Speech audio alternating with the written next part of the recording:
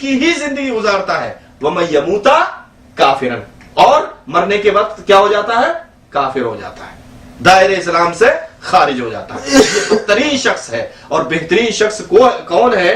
بہترین شخص وہ ہے جو کہ من یلید کافرن ومن یحیی کافرن ومن یموت مومنا، جو کہ کافر پیدا ہوتا ہے اور کافر کی ہی زندگی گزارتا ہے، اور جیسے ہی اس کی موت آنے والی ہوتی ہے اس وقت وہ مومن ہوتا ہے، کلمہ پڑھ کے دائرہ اسلام میں داخل ہو جاتا ہے.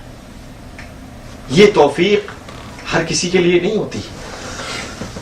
من یلید کافرا من یلید مومنا ومن یحیی مومنا ومن یموت کافرا، یہ بدتر ہے. اور یہ ایسا شخص ہے جو کہ اپنی زندگی میں سوچتا ہے نہیں میں نے تو کلمہ پڑھ لیا ہے، مجھے کس بات کا خوف، میں نے تو کلمہ پڑھ لیا، میں تو جنت کا حقدار بن گیا ہوں، اب کوئی بات نہیں ہے. اسی گمراہی میں رہتا ہے، گمراہی کی زندگی گزارتا ہے، اور جس وقت موت آتی ہے، موت کی ایسی، اللہ وحدہ لا شریک نے ارشاد فرمایا ان بطش ربک لشدید، تمہارے رب کی پکڑ بہت ہی سخت ہے. ان بطش ربک لشدید، ایسے شخص کو جو کہ سب کچھ اس کو بہترین ہی نظر آتا ہے، ہرا ہرا نظر آتا ہے، اب وہ اللہ کی نافرمانی کرتا ہے. کہیں دیکھو میوزک سن رہا ہے، کہیں دیکھو گانے سن رہا ہے، کہیں دیکھو فلمیں دیکھ رہا ہے. کوئی بات نہیں، کلمہ تو پڑھ ہی لیا، اب تو مسلمان ہو گئے، جنت میں داخل ہی ہوں گے، جنت کے ٹھیکیدار ہو گئے. یہاں کا ایک واقعہ آتا ہے کہ ایک لڑکا تھا، اس کو ایک ایکسیڈنٹ ہو گیا. جب ایکسیڈنٹ ہوا تو اس کو جس وقت ایکسیڈنٹ ہوا تھا اس وقت لوگوں نے دیکھا کہ اس پوری گاڑی بھرکش ہو گئی، اس کے جسم کے حصے پرجے ٹوٹے پڑے، پیر ٹوٹا، ہاتھ ٹوٹا، حالت بری ہو گئی. لیکن وہ جو ٹیپ بج رہا تھا وہ اسی فل آواز میں بج رہا تھا، گانے بج رہے تھے اس میں، گانے بج رہے تھے اس میں. اس کو لوگ اٹھا کے لے گئے، لے جا کے ہاسپٹل میں ڈالا. ہاسپٹل میں اس کا علاج شروع ہوا. جب علاج شروع ہوا اس کا تو اس وقت اس کی ایسی حالت ہو گئی، ڈاکٹر نے کہا کہ اب یہ بچنے والا نہیں، جس کو جو کچھ کہنا ہے، جو بات کرنا ہے کر لو، لیکن یہ اس کی آخری وقت ہے، اس کے اندر کا سارا سسٹم ختم ہو گیا، اب یہ بچنے والا نہیں. اس کو بتاتے ہیں کہ وہاں جا کر لوگوں نے، اس کے گھر والے اس کے پاس کھڑے ہوئے ہیں، اس سے کہہ رہے ہیں کہ بیٹا لا الہ الا اللہ محمد رسول اللہ، کلمہ پڑھ لو، ایک بار کلمہ پڑھ لو.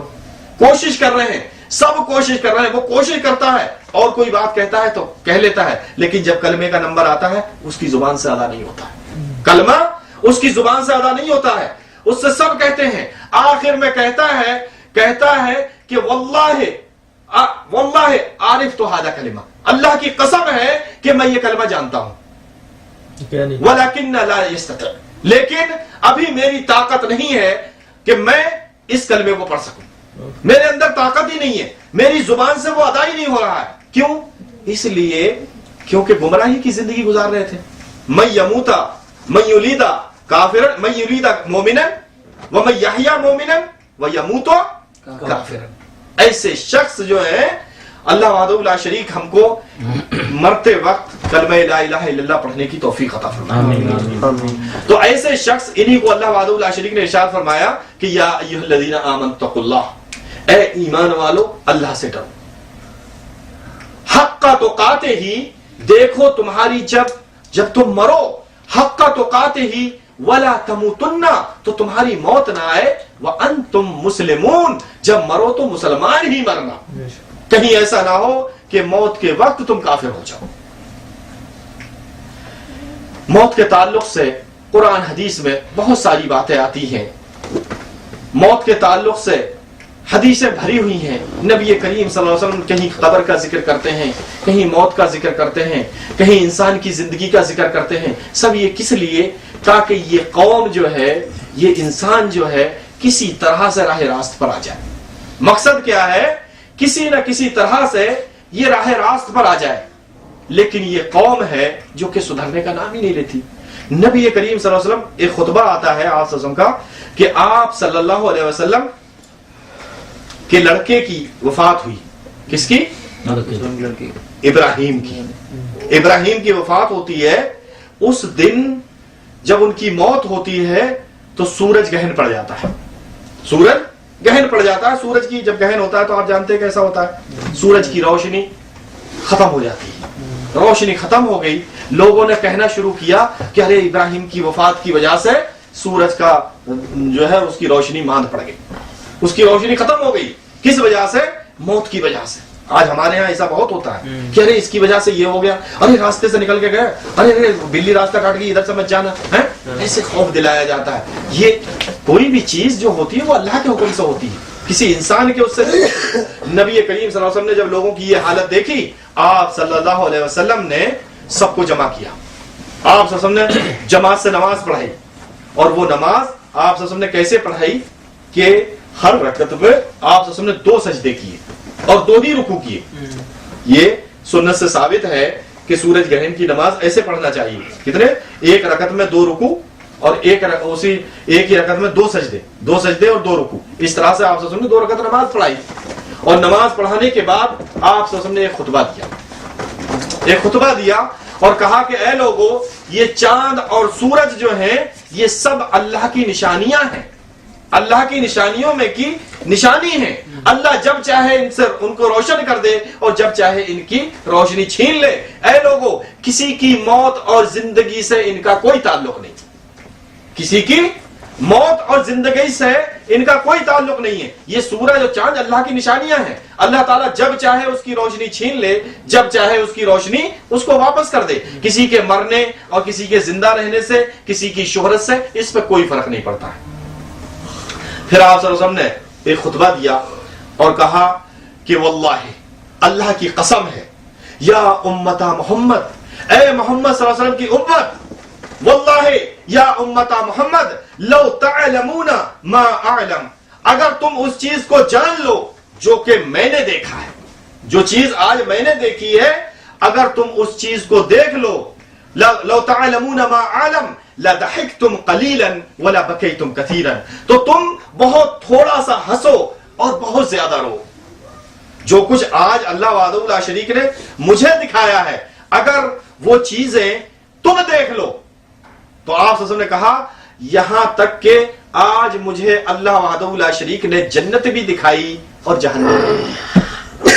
اللہ وحدہ لا شریک نے آج مجھے جنت بھی دکھا دی اور جہنم بھی دکھا دی. سب کچھ اللہ وحدہ لا شریک نے مجھے دکھا دیا. نبی تھے محمد صلی اللہ علیہ وسلم, آپ کے لڑکے کی وفات ہوئی, اس وقت ہر کسی کا دل چور ہوتا ہے. اور یہی وہ موقع ہوتے ہیں جن موقعوں سے آج کا مولوی فائدہ اٹھا لیتا ہے.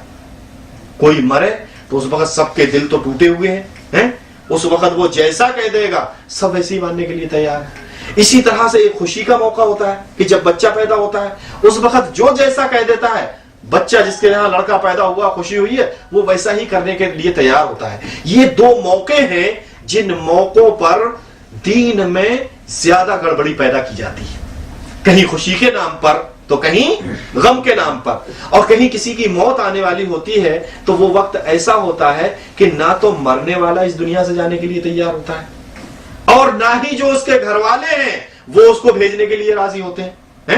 جبکہ مرنے کے بعد نبی کریم صلی اللہ علیہ وسلم نے کیا کہا کہ کیا پڑھیں, ان للہ و انا الیہ راجعون, کہ جو اللہ کا مال تھا اور اللہ نے دیا تھا اور اللہ نے ہی لے لیا, اللہ کی طرف پلٹ گیا ہے.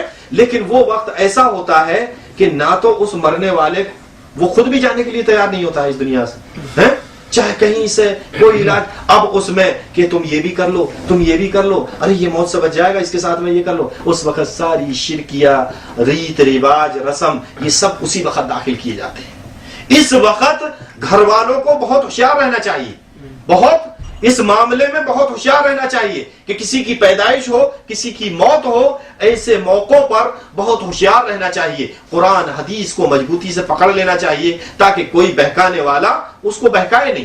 حق کو سمجھ لینا چاہیے, کہیں ایسا نہ ہو اگر تمہارے اندر جاہلیت ہے تو ہر آدمی آ کے بے وقوف بنا جائے گا, اور تم کو ذرا سا قرآن حدیث کا علم ہے تو انشاءاللہ کوئی بھی بے وقوف نہیں بنائے گا. تو یہ علم حاصل کرو. اس دنیا, یہ دنیا میں ہے کیا, عالمن و متعلمن, ایک سیکھنا اور سکھانا, یہ 2 ہی چیزیں ہیں اور کچھ نہیں. تو اس دنیا میں رہ کے دین کا علم حاصل کرو, یہی ہماری دعوت ہے، یہی ہم سمجھاتے ہیں کہ جو حقیقی دین ہے اللہ کا قرآن ہے، اس کو پڑھو، اس کو سنو کہ اللہ وحدہ لا شریک نے کیا احکامات ہمارے لیے نازل کیے ہیں، اللہ وحدہ لا شریک نے کیا کچھ بتایا ہے۔ نبی کریم صلی اللہ علیہ وسلم کی زندگی ہمارے لیے اسوہ اور نمونہ ہے۔ اللہ وحدہ لا شریک نے کہا لقد کان لکم فی رسول اللہ اسوۃ حسنہ، تو جب بچہ پیدا ہو تو ہم کو دیکھنا چاہیے کہ پیدائش کے وقت نبی کریم صلی اللہ علیہ وسلم نے کیا کیا، اور اسی طرح سے جب موت ہو کسی کی تو ہمارے نبی کی زندگی میں کس کس کی موت ہوئی ان کی موتوں کو ہم کو پڑھنا چاہیے، دیکھیں کہ ان کے ساتھ میں نبی کریم صلی اللہ علیہ وسلم نے کیا کیا، جو کچھ کیا وہی ہم کو کرنا چاہیے۔ یہی دین ہے، یہی سچائی ہے، یہی حق ہے۔ اللہ اور اس کے رسول کے علاوہ کوئی بھی چیز حق نہیں ہے۔ یہی دین قرآن حدیث یہی حق ہے۔ اسی کو ہم کو چاہیے کہ اس کی تعلیم حاصل کریں اور تعلیم حاصل کر کے دوسروں تک پہنچائیں۔ اللہ وحدہ لا شریک سے دعا ہے کہ اللہ وحدہ لا شریک ہم سب کے گناہوں کو معاف کر کے ہمیں جنت الفردوس میں جگہ عطا فرمائے۔ یا رب یا ذل جلال والاکرام، جو ہمارے بھائی قرض دار ہیں اے اللہ ان کے قرضوں کو ادا کرا دے۔ یا رب یا حی یا قیوم یا ذل جلال والاکرام، جو ہمارے بھائی بیمار ہیں اے اللہ ان کو شفائے کل عطا فرما۔ یا رب یا ذل جلال والاکرام، جو ہمارے بھائی قید خانوں میں ہیں اے اللہ ان کو قید خانوں سے رہائی عطا فرما۔ یا رب یا ذل جلال والاکرام، جو ہمارے بھائی مشکل اور مصیبتوں میں ہیں اے اللہ ان کی مشکل اور مصیبتوں کو آسان کر دے۔ یا رب جو ہمارے بھائی قرآن حدیث سے دور ہیں اے اللہ ان کو قرآن حدیث کے قریب لے آ، اے اللہ ان کو حق جاننے کی توفیق عطا فرما۔ جو ہمارے بھائی شرک اور بدعتیں کر رہے ہیں اے اللہ ان کو شرک اور بدعت سے توبہ کرنے کی توفیق عطا فرما۔ ربنا تقبل منا انك انت السميع العليم، ربنا تقبل منا انك انت السميع العليم وتب علينا انك انت التواب الرحيم، ربنا آمنا بما انزلت واتبعنا الرسول فاكتبنا مع الشاهدين وما علينا الا البلاغ، فقد واخر دعوانا ان الحمد لله رب العالمين۔ السلام علیکم ورحمۃ اللہ وبرکاتہ۔ وعلیکم السلام ورحمۃ اللہ وبرکاتہ۔